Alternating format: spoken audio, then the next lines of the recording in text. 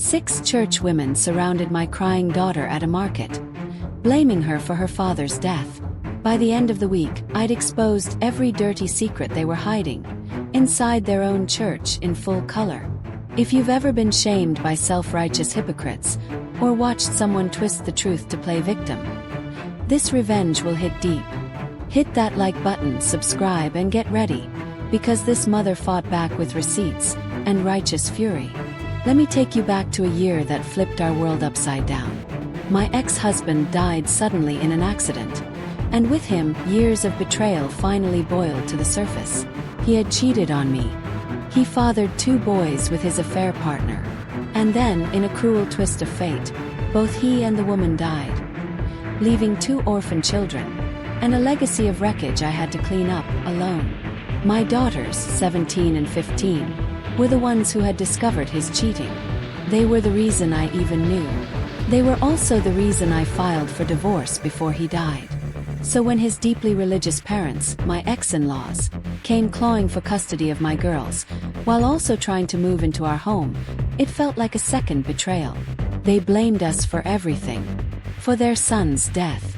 For the affair being exposed. For the loss of their other grandchildren. And they wanted sympathy. But it all boiled over at the local weekend farmers market. It was supposed to be a special day. My youngest daughter's birthday. No big party yet, just some mother-daughter time. I gave her a budget and let her explore. She wanted sweets. Chocolate, mostly. But after about an hour, my phone rang. It was her. Sobbing. "Mom. Some women won't let me leave. They're yelling at me." My heart stopped. I grabbed my eldest and we sprinted across the market. When we arrived, I saw it. 6 older women surrounding my teenage daughter. Red-faced. Finger-pointing. Screaming. "You're unchristian. How dare you ignore your poor grandparents? Those boys are your baby brothers. How could you reject them?" These weren't strangers. I recognized a few from my ex-in-law's church. The same church that always judged, always whispered. My daughter was shaking, clutching her bag like it was the only thing keeping her grounded. I stepped in. Voice steady but sharp, I said, "You're done. Move away from my daughter. Now." My eldest quickly paid for the things her sister picked and walked her to the car, leaving me alone with a pack of vultures. They turned their venom on me. "You should obey your husband's parents like a good Christian wife. You destroyed your family because of your pride." I laughed. "Barf," I said. That was the only word I had. Barf. The yelling grew so loud that the market organizers kicked us all out. But even as I walked to my car, those women followed me, like predators circling. Back at home, after my girls were finally tucked into bed, still shaken, I logged onto Facebook. I needed to understand what just happened. A friend from the church, one of the few decent people, sent me a message. He apologized and told me what my ex-mother-in-law had done. She had posted this Hallmark movie-worthy sob story in the church group.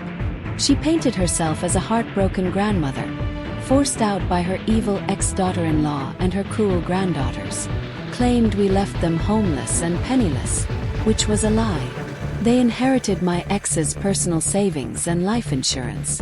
She said we tore her family apart and stole her grandsons. Another lie.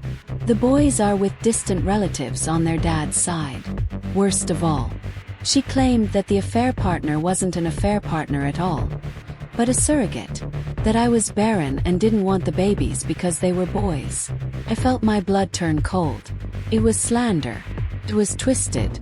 And it was time to burn it all down. The next day I took off work. I drove straight to a print shop. And I printed everything. Photos of my ex and his girlfriend, kissing on our living room couch. Screenshots of texts between them. Messages from my ex-in-laws supporting the affair. Emails where they begged me to stay silent.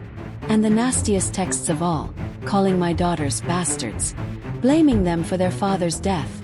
Just 2 days after he died, I didn't stop at printing. I made binders. Beautiful, high-quality hymnal-style binders. The kind the church hands out on Sundays for people to sing from. Except instead of songs, Page 1 had a full-color photo of my ex making out with his mistress, right in our house. Underneath, in bold script, the love story of ex-husband's name and affair partner's name. Not approved by God. Each binder was carefully crafted, personalized, laid out like a tragic romance novel with footnotes of hypocrisy and shame. And the next Sunday morning, I dropped them off quietly on the back table of the church, right next to the regular hymn books. No one ever checks them. People just grab and go.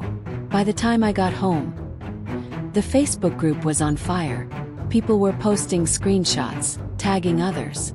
The affair photos, the texts, the emails. It exploded. The same people who had blindly supported my ex-in-laws were now furious. The comments, ruthless. Even the pastor had to step in just to keep things PG-13. And the irony, they still judged me for the divorce. Still clung to their narrow beliefs. But even they admitted, it's understandable she lost her way.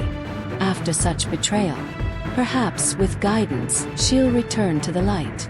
But my ex, and his parents, they were banished. My ex-mother-in-law made one final post, a whiny, self-pitying plea about how no one cares for the elderly, and how her son would have taken care of her if he were alive. With what money? Mine. I was the breadwinner. I carried that family while they stabbed me in the back. Sometimes people will manipulate religion, love, even family just to avoid accountability. But truth doesn't need approval, just needs a spotlight. And when you shine it where it hurts, darkness flees. If this story gave you chills or made you cheer, hit that like button and tell us in the comments. What would you have done if someone came for your children like that? And if you love seeing justice served cold, subscribe for more epic revenge stories like this one. Because some people don't just burn bridges, they get handed the matches first.